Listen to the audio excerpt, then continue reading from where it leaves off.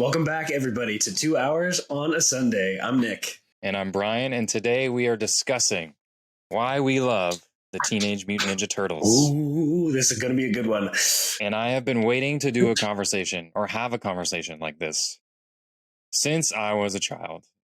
Because, you have those friends you can talk to about this kind of stuff, but as an adult, I've never had the opportunity to sit down and really discuss, the meat and potatoes of what the Teenage Mutant Ninja Turtles mean to me. Exactly. Or mean to us in general. Yep, never really been able to discuss what tickles our fancy about the Turtles here. As Brian said, we both are pretty big fans of TMNT. I've loved them for a long time. I think they're so cool, so interesting, great characters. But Brian is the master when it comes to the master of the two of us when it comes to understanding the TMNT and diving into their lore and their stories and watching like all of the stuff about them. So I'm going to be asking you a couple questions, Brian. Just to preface, yeah, I don't know absolutely everything, everybody. True. But I do know a lot. Yep. Definitely like at least brown belt with a couple stripes. Yeah, I'm close. Yeah, not full-fledged I'm no master sensei. yet, no. Yeah. But first question is, Brian, what is your first memory of the Teenage Mutant Ninja Turtles? My first memory has to be, I was young. I was probably 8 to 10 years old, or maybe even earlier, but my grandparents owned a convenience store. And in that convenience store, they had a wall of movies you could rent. It was like you could rent for $2, but because, we were the grandchildren, we could usually get them for free. Or they would most of the time bring the movies home. They had a whole wall of movies at their house. You go into the garage and they have a whole stack there and you just pick one.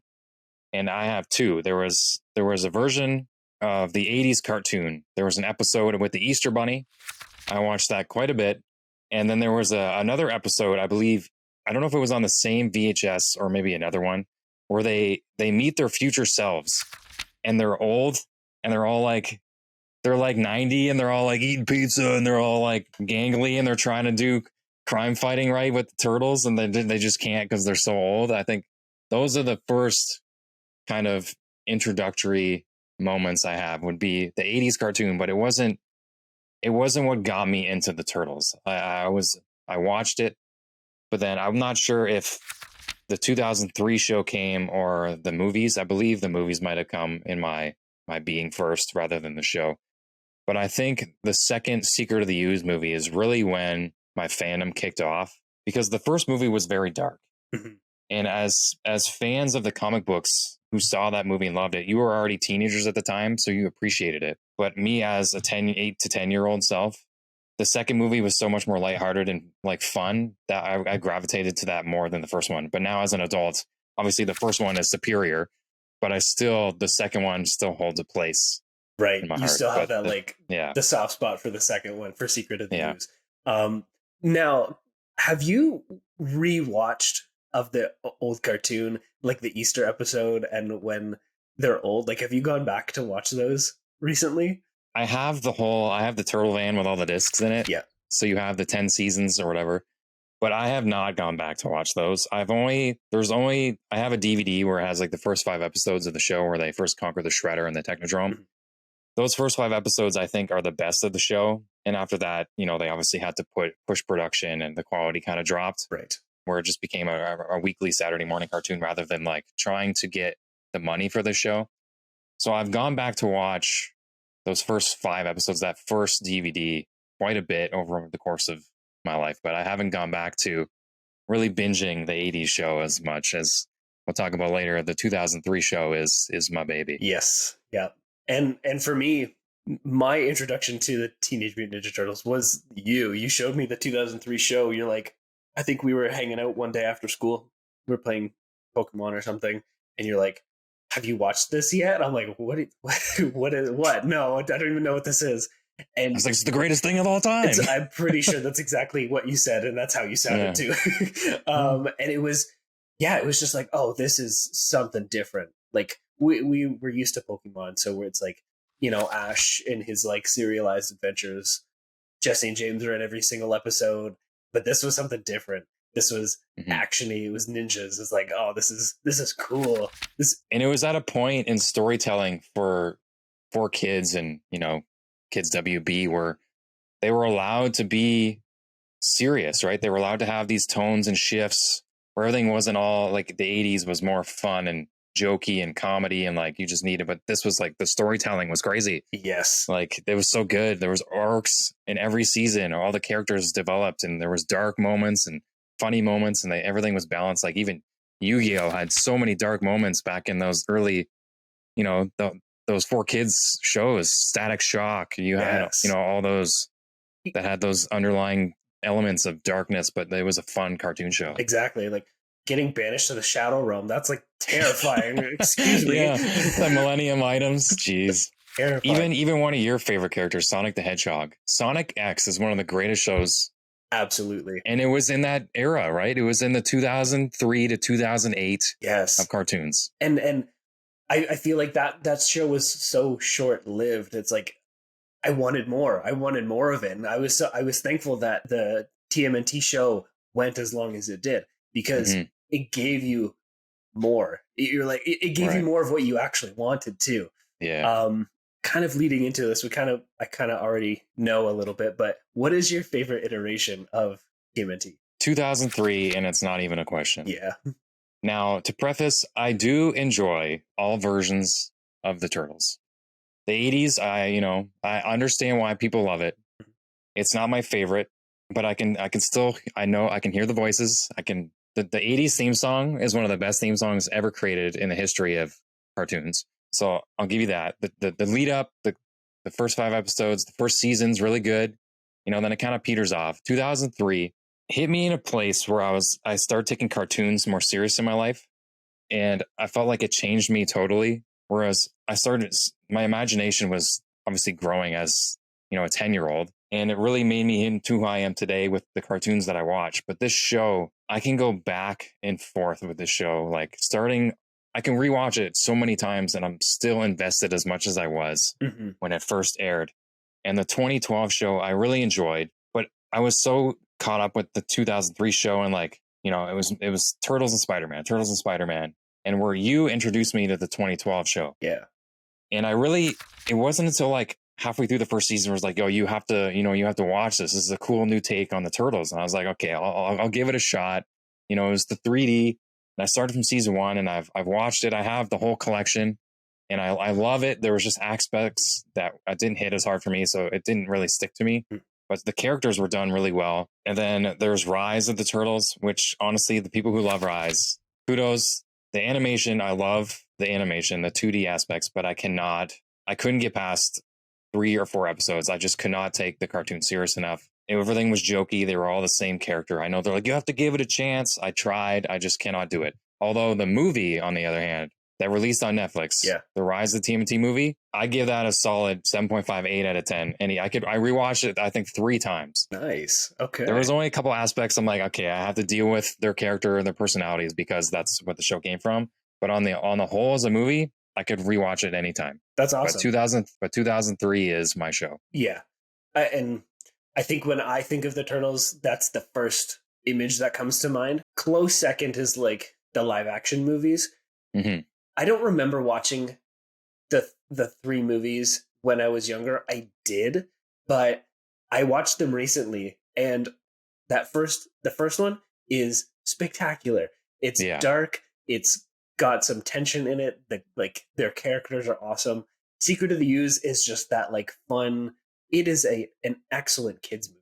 Like you can throw that on for any kid. They'll be laughing. They'll want to be one of the turtles, almost guaranteed. And Shredder's just this like over the top like villain, and when he becomes like Super Shredder underneath the dock there, it's just like you're like, this is it's so the 80s cartoon. It's the 80s cartoon. Exactly. Because the first movie, the creators, they didn't like what happened with the Turtles because the original comics, they're dark, right? Yes. And they didn't want to make an 80s movie. They wanted to make a comic movie. So that's what the first movie was. It was dark, character development, it was brooding.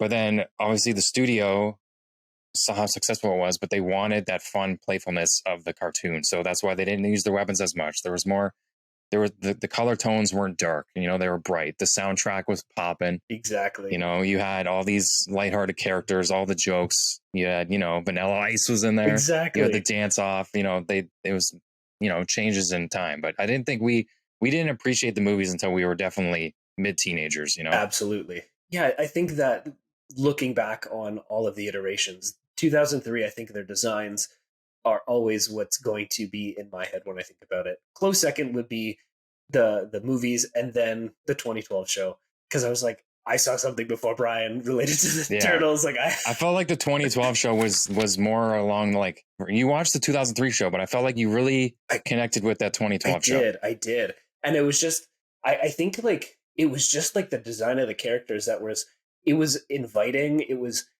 very accessible to like me visually, and it was dynamic. Like there was a lot of emotion. The action like was conveyed really well. Yeah, and just how they like brought it to that 3D space, I thought was really, really cool.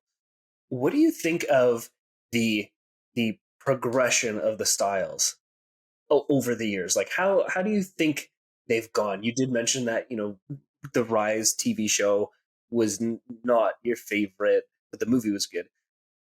How do you think that the progression of the style, not just visually but like thematically, has changed, and how does it sit with I think the styles of the Turtles really depends on which generation is happening, because you look at the 80s, it was heavily based on, you know, lighthearted comics and like that pencil to paper look, which really gravitated towards the movies. And the movies was, you know, at that time, the creature department of building costumes was such a massive thing. you? Mm-hmm. You know, Jim Henson, Yeah, right? His creature department building those costumes was, and it's clearly people, all they want to see now today in movies is those costumes again. So clearly it had a massive effect on the fan base. absolutely. Whereas the early 2000s, the style was edgy, right? It was, the colors were vibrant, but yet there was contrasting shadows. Like it really, there's serious tones, and it all caters to what era it came out in. And the 2012 show, 3D was such a massive thing. And I feel like they really wanted to capitalize on the era of 3D and how all the other cartoons are doing it because it's cheaper, Mm-hmm. right? You can do it. You don't have to have all these talented pen to paper artists. You have, you know, the backgrounds, you have 3D environment artists, right? You don't have to redraw, you know, backgrounds or each frame. Like you have the models, and they really wanted to capitalize on how well they could do a 3D show. And I think that really paid off. But then when they rebooted 2012, again, the artists, the style of art changed again, and they wanted flashy, vibrant, over the top jokes, goofiness, just to bring the new generation of kids. Like they wanted even younger kids to appreciate the Turtles. And I think that's where it kind of fell flat, because it only lasted 2 seasons. The style was there, but they brought back the hand animation. The fight scenes were crazy, and then going towards this new movie, Mutant Mayhem, made by Seth Rogen's team. Yep. They're going even younger. Yes. But they're going back to the 3D route because I feel like it's an easier aspect to do now with Spider-Verse as a movie, and Puss in Boots, you know, The Last Wish. Everyone wants to do this 3D with 2D overlays because it's something new and it's exciting, right? Everyone's trying to get on the new trends. And I feel like I've looked at, here's my thing. They're too young for me personally. But the more I look at them, the more I'm coming on board. Okay. And I can visually see if they're doing like a trilogy or whatever. He really took inspiration, Seth Rogen, from the 90s films. If you look at their characters' faces, you can see it in Leo the most because he looks the oldest. Yes. And you can tell he has aspects of him from the 90s movie, but they also have aspects of one of my favorite Turtle films, is the 2007 animated film. And he kind of meshed them both together, but he kept them really young. Some of the designs I'm not a fan of. Mikey with braces. I don't know why they have to give Donnie glasses all the time to make him a nerd. Yep. Whatever. But you know, I'm going in with an open heart. Yeah. Like I do with all the Turtles, Absolutely. you know, because they're, you know. But I think each generation of Turtles, the style changes depending on, you know, what's hot. Mm-hmm. I think that's a good observation. And yeah, when I saw that first Mutant Mayhem trailer, I was like, okay, I definitely see the new style coming through, that Spider-Verse 2D 3D kind of combination. Right. And I was like, I'm all for that. I do agree with you in terms of characterizing, like having the same tropes to characterize a person based on their role in the team. Donnie with glasses, Mikey being the youngest with braces. I'm like, it's even though Donnie sounds the youngest. Right. Yeah. It's almost like I've seen that enough that that is getting old. The style itself is not there yet. It's not old yet for me. So I'm looking forward to it. Yeah. Yeah, and I think with each iteration of it, there's always that, let's try and be serious. Let's bring this out again for the fans. And then there's a shift back into, oh, we forgot about the kids. Let's hook the kids again. Let's bring a little bit more lightheartedness back to the stories. And then it goes for a little while, and then it goes to a different iteration of it. So we'll see what this one does. I don't know if it's going to be straight for kids. I don't know if it's going to be I'm a little worried. I'm hesitant with the jokes because the actors for the first time are actual children. Yeah. One of them, I think he has done some voice work before. He's an older teenager. I think he's like 16, 17. Okay. But like Donnie and Mikey, they're like 11 and 12. They're not even teenagers. They're super young. They might be teenagers, but Donnie for sure. He looks like he's 11. Yeah. But I'm skeptical, but I'm going in with an open mind. I'm going to go opening weekend, obviously. Yeah, I'm hopeful for it, for sure.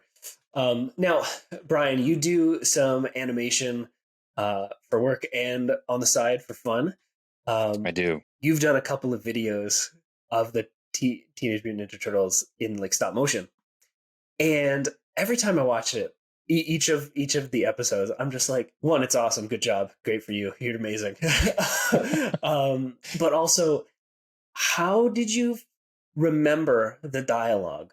Because for people listening, Brian takes dialogue from the show, typically the 2003 show, to inform the narrative and the progress of like his short animated shorts. And I always think, did you know where that line was in that episode? And like, how did you scrub through all of it to get the lines that you wanted?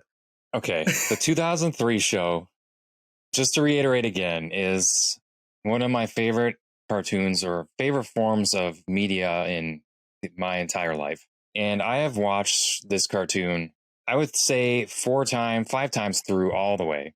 Growing up, I had, VHSs and a couple DVDs, and I would constantly put them on. And there was a couple VHSs that I would watch constantly. There was the Shredder Strikes Back, which was honestly the best 2-part animated segment of any cartoon I could ever watch in my entire life. And I'm going to stand by it to the day I die.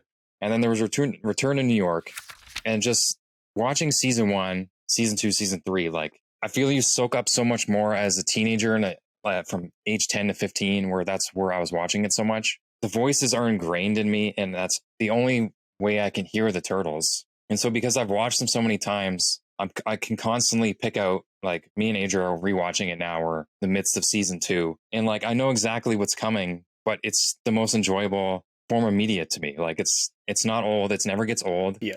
And it's like a new experience every time. And when I go to make animated shorts, now I'm very critical of my work. So looking back now, episode 5 was my best one, but obviously I was new to this, right? I went to school for animation, and then we were shut down. So I was like, oh, what can I do? I have all these toys.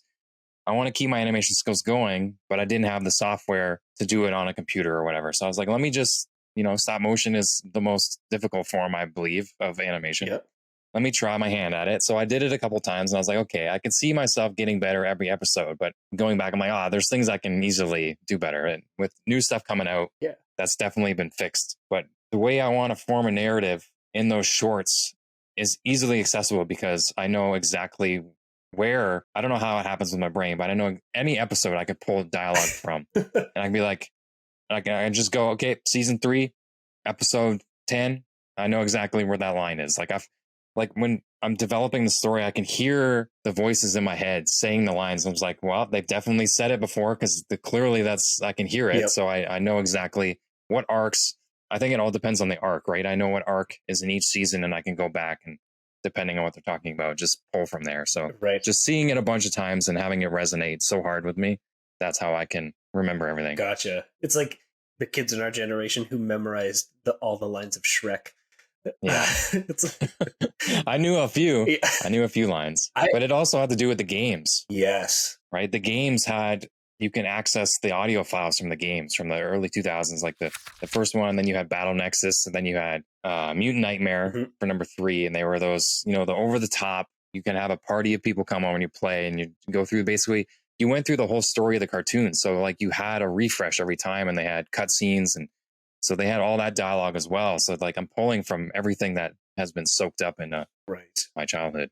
It's just like, I'm glad you have the room in your brain for that, because I have the time. Yeah, but it lends to such a it lends to your creativity of like being able to put those stories together on your own. Right. And it's like, oh, I know what dialogue I'm going to use, and I know where to find it. It's just like, I don't I don't have to think too hard to find what I want. That's so cool. My cousin Jesse and I, it was a big portion of our life, right? He was 2 years younger than me, so he was my younger brother. And those early cartoons really struck with us. Like we watched Yu-Gi-Oh!, Spider-Man, the Turtles, like the 2003 Turtles. We were constantly, you know, playing with our action figures, coming up with new stories. But those video games, we beat those video games together. Like it was a growth. So like not only was it the Turtles, that version of the Turtles sit right with me, but it like those are memories, you know, that I will remember forever. Like it was more than just watching the Turtles. I was experiencing things with like you, Jesse, you know, my family, like having those,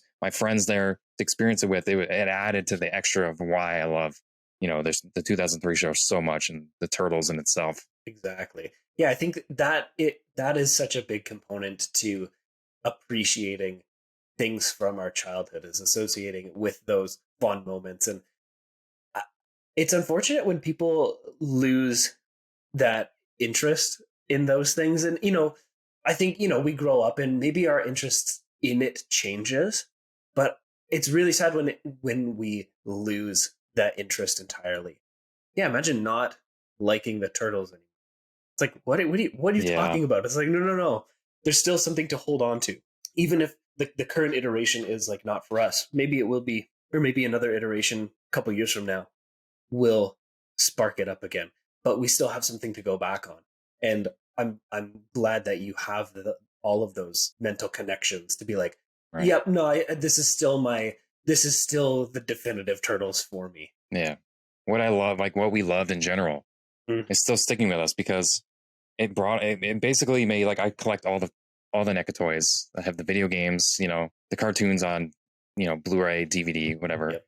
There's a reason why we hold on to it, because it formed, like, this stuff kept me, I would say, at a safe place in my life. Like as a child growing up, like, you know, you stay away from the stuff you're not supposed to do. Your parents stay away from this and that. You don't want to deal with these kind of people. Exactly. You meet people that are like, you know, in that same safe place growing up as a kid. You know, you have that bond, and it keeps you, you know, keeps you young, keeps you, you know, exactly, keeps you creative fun. too. Yes.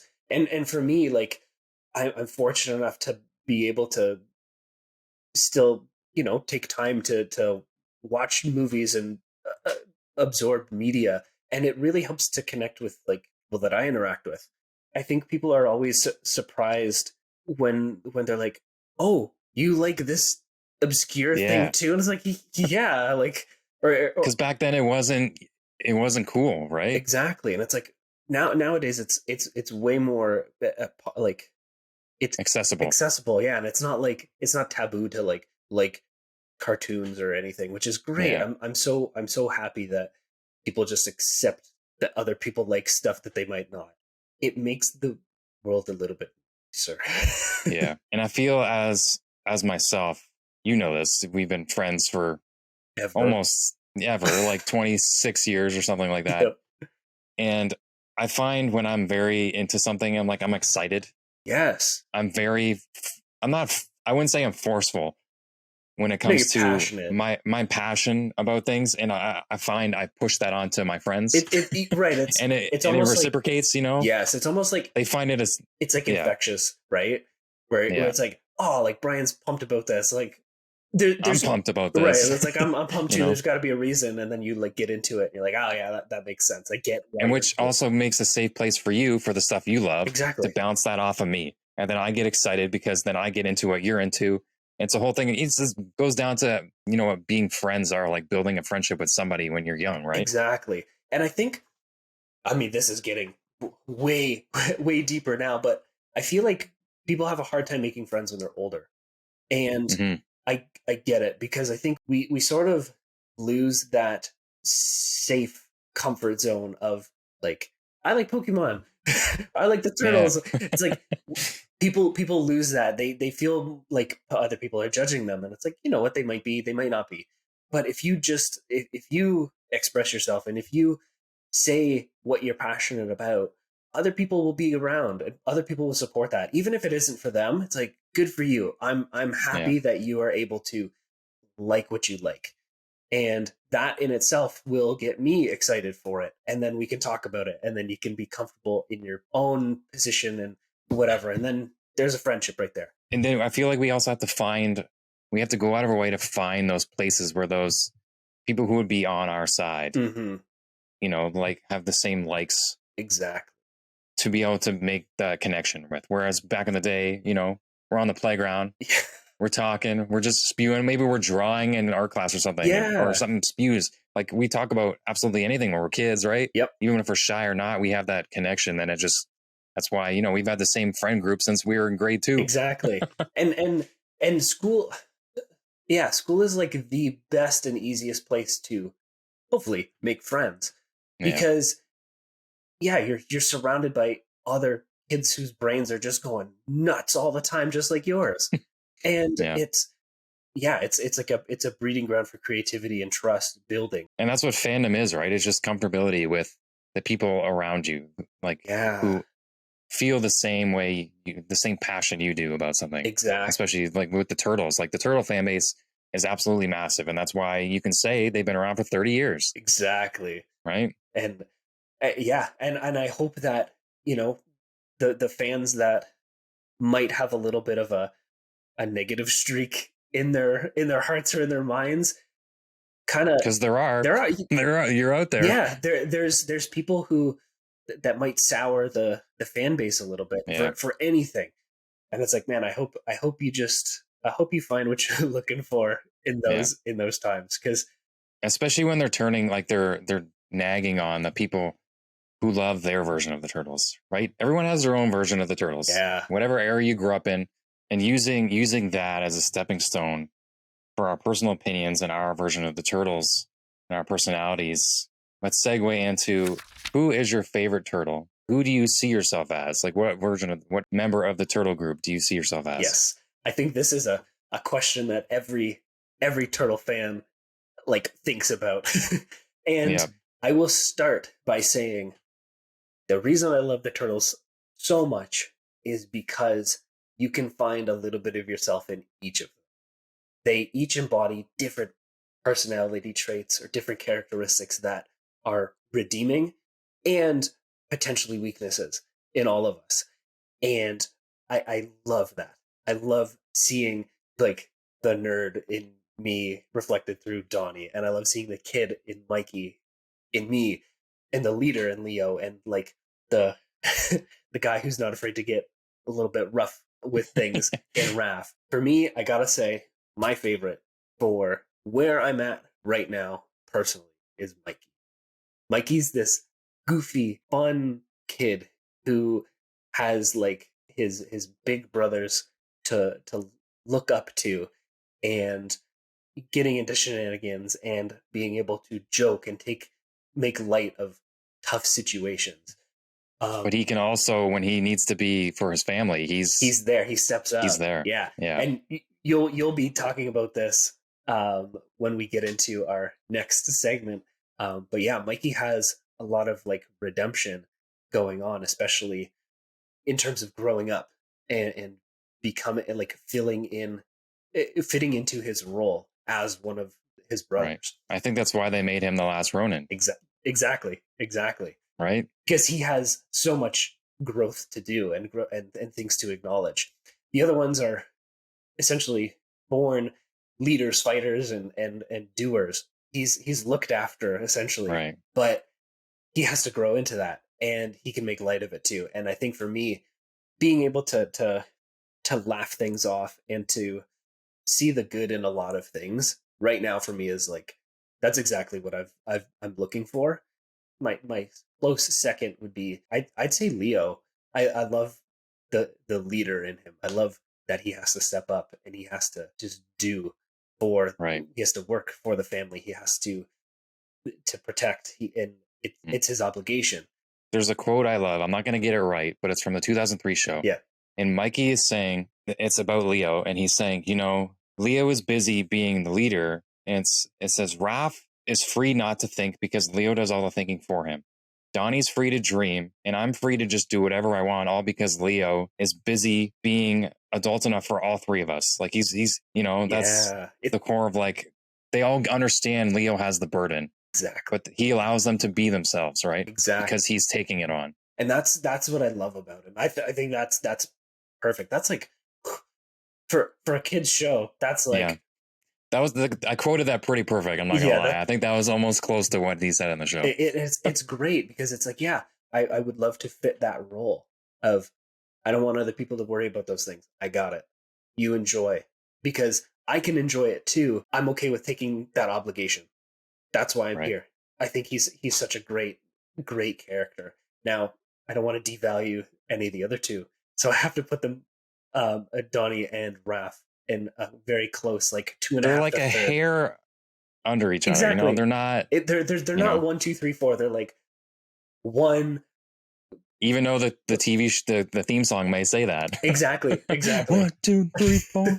1, 2. But yeah, I think Donnie and Raph, again, they encapsulate those different components of me that, like, I love. I love being able to express myself relatively quickly and just like emote and get it out like Raph would do. And I love that I can sit on a computer and not like tear my eyes out and fix things that need to be fixed sometimes, like Donnie does. So again, I the fact that there are different characteristics that everybody can find in all of them, that's why I love these characters as they are. And that's why they've aged so well, because, all four of them create one personality that everybody can enjoy. Exactly. Right? And that's the same for every generation. They never change, although there's some iterations that kind of like merge them closer together to each other, but they're always, someone can find their Raph, their Donnie, their Mikey, their Leo. Exactly. What about you? What's your list? Leo has been my turtle forever. Yeah. There was not a time where there was a turtle ahead of him. And I think it's because I wanted to be like Leo so much growing up, and I was the total opposite of Leo. I was a very shy individual. I did not like speaking out. I was afraid of what would happen if I did. I wanted to be a leader, but I didn't have the voice to be a leader. I don't think I was ever brave. I didn't feel like I was brave. Other than the fact that Leo, I think, just has one of the coolest weapons, and what my favorite color at the time was blue. So I'm like, okay, Leo's. But the 2003 show, I feel like his voice just resonated with me the most. Even now, it's like I feel myself more as a Leo as I've aged because I've come out of that shell. But Leo in general, every version of him, I'm just I'm drawn to. There's something about Leo that I wanted to see in myself. But I'm not saying that Leo is the only turtle. Like, I am every version of the turtle. Raph, I have a hot streak. I can get there's fire inside of me. Just play video games with you. Yeah, and then any episode where it's Raph centric, he's my favorite turtle. Of course. Any episode, there was an episode in the 2003 show where Mikey was the Battle Nexus champion, but he was called back for a rematch, and Leo it was in season 4, and he had to train Mikey. He wanted Leo to train him because he was like, he's been taking it easy for too long because he's using this as a crutch that he's the greatest warrior in the multiverse.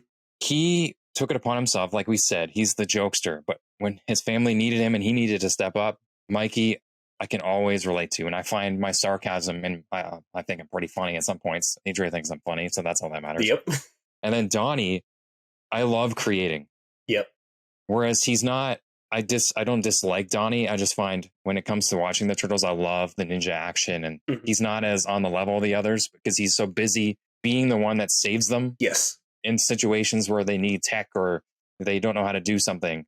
Whereas like me building, sets and like making videos and filming, and I feel like that's my version of Donnie, where I like being creative and being in that space where, I can go off and just tinker by myself. So I find I'm a version of all the turtles, but Leo has been my favorite turtle since I was young. Beautiful. just to finish this off as why we love the Turtles and why we love the universe that they're in. What is your favorite version of every character? Speed round. Okay. April, first movie. Shredder, 2003. Casey, 2003. I thought he was just so cool. His mask, edgy. The hockey, everything about it was so cool. I liked Leo in 2003. I liked Donnie in 2012 and Mikey. And I liked Raph in the first movie. Gotcha. Yep. What about Splinter? Oh, Splinter. Oh, man. 2003. That's where I feel like I saw him the most. 2012, close second. But like that's where I saw Splinter the most. And I was like, oh, he's cool. He reminded me, he's like Jackie Chan and Jackie Chan Adventures. He's like that just like cool whips out the ninja stuff when he needs to. Just like awesome. Okay, I'm going to start with Leo, 2003, but a close second is 2007 from the animated movie. Yes. I just love that persona of him. You know, he's going off. He's the ninja of the jungle and he comes back to his brothers and just his design in general I love. But I think 2003 just because it's my favorite version of the Turtles. Raph, I would have to go, I don't know. I love the movie Raph, the 90s movie Raph, but I love 2003 Raph. So I think I might edge the movie one ahead a little bit just because I just loved how he carried himself in the movies. It was just, he's like, let's do it, eh? Yeah. You know, that kind of, he has that attitude. He's like, you know, the whole thing, he's like, it just carries back to the Secret of the Ooze, or that was my favorite growing up. And he had that kind of personality that I like. He's very huffy. He's like, yeah. And he'd like stomp around. And he wants to get into business, you know. Mikey, it would have to be, I don't know. I think it's a tie between movie Mikey, 2003 Mikey, and I love aspects of the 2012 Mikey. I think each one of them have standouts and they're all kind of similar, but I might edge 2003 a smidge, but the movie and the 2012 are tied for me. Donnie, I'm the opposite of you. I don't like 2012 Donnie. Okay. I don't like, not because of like design or anything. I just don't like the relationship they gave him with April. I just don't like that dynamic. And I don't like that when they're like so in love with April. That's not my kind of thing. Yeah. So I think I might have to go with 2003 Donnie again. Yep. Just because you see him fully fleshed out, right? You have the 5 seasons plus 2 extra that I don't count. Yep. The movie was fine, but 2003. Splinter, as much as I love 2003, I would say 2012 is my favorite. Nice. He's stoic. He doesn't have to do anything that's unnecessary, right? His movements are all precise. Yep. When he speaks, I'm like, I'm in. You like, listening. He has like, because he's Hamato Yoshi, right? So it makes more sense to me than just the rat learning the kung fu, right? He's mutated and he has this presence. He knows he has the history with the Shredder. I feel like him being, his design wise, I think is really cool. And how he fights and everything is all like all pinpoint accuracy. Yes. The Shredder, you can't not pick 2003. Right. As badass as 2012 is, because he's just a human. Yep. The look of 2003, that armor in the first season and the voice, nothing will ever beat it. Nope. That's the only voice of Shredder I hear. Yes, me too. And some people might not like the Utrom angle. Season 2, he was a little lackluster because they were trying to do other things with space and Triceratons. But season 3, he was right back to the top heap. Like season 1 and 3, that Scotty Ray crushed it. Yep, I agree. And April, I would say the movie version. Yeah, but do you like 1 or 2? True. I would go Judith. Yeah, number 1. Yeah, and then the second one I love too because I grew up with it. Yes. 2003, I liked that April because there was that dynamic. She was, you know, a scientist, so she really teamed with Donnie well, which I really liked. Yes. And then she really wanted to, throughout the course of season 2 and 3, she wanted to be able to defend herself. So Splinter was training her. So then she became really an asset to the Turtles. So I think overall that April is better. Yep. But you can't beat the first April. She's too iconic. Exactly. Yeah. Very cool. And Casey. 2003. Yeah. Okay. Yeah. 2012 was fine. He was just too young and lanky for me. Yes, I agree. But the voice and the presence, like, just because him and Raph, just the dynamic in 2003 is so good. And then when he comes in to rescue them and Shredder strikes back and he's crashing through the window with his bike and just the overall look of him. And I like his voice that they gave him, that voice actor who did that. Yep. But yeah, and then I would put the movie version of Casey from the first movie. Nice, yeah. After that. Yeah. That was fun. I like that a lot. Your final thoughts on TMNT in general before we end this? It's cool, man. Like, to put it simply, like, the Turtles are cool. It's radical. Yeah. Tubular. Tubular. There. Bossa Nova. No. No. Semi-Nova? A Chevy Nova? I feel like, yeah, there's a little bit for everybody. Yeah. In the Turtles, whether it's the characters themselves, whether it's the seriousness of like the 2003 iteration, or the comic series, or if they want, which I love. Yes. The IDW run right now. I've only read like 90 some issues, but I have the hard stacks, the hardcovers. I gotta read those. It's great. And or if you want to go into the goofiness, I think, Secret of the Ooze, there it is, or the 80s cartoon. Like, there's something for everybody if you want to get into just something different. What do you think? I will never stop having an appreciation and a love for the Turtles. And even as I grow older, there's always something that draws me back in, right? Whether it be a new game, new movie coming out, whether it's not my version, but I'm still like, I love the characters so much, and they've done so much for me growing up, and how they shaped me as a person, seeing myself in each one of them, that I'll never not be a fan. And being a fan of the Turtles, I feel like you have to be a fan for life, even in some capacity. You might not be a mega fan. You could be in the middle, or you're always just coming around to see comic books, or like what's the new news. Like you're never not going to be like, no, I'm done. Right. And I feel like you said, every generation has something for somebody, and it's going to carry on. Like all the, Spider-Man, he's going to be around forever. Turtles are going to be around forever. Mm-hmm. All the classic heroes that can keep changing, but keep the core values of why we love them in the first place. I think it'll carry on forever. Just like Mario, all the Nintendo characters, they've evolved. Turtles have evolved, and our fandom has evolved, but we're all going to be fans of the Turtles in some shape or form. Beautifully said. I think that is a nice way to end off this episode.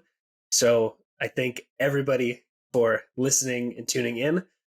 This is 2 Hours on a Sunday. I'm Nick. I'm Brian, and down below, let us know how you feel about, your Turtles, what your fandom is like. We want to know. We want to collaborate with you guys. Tell us in the comments. And until next time, we'll catch you guys later. Bye.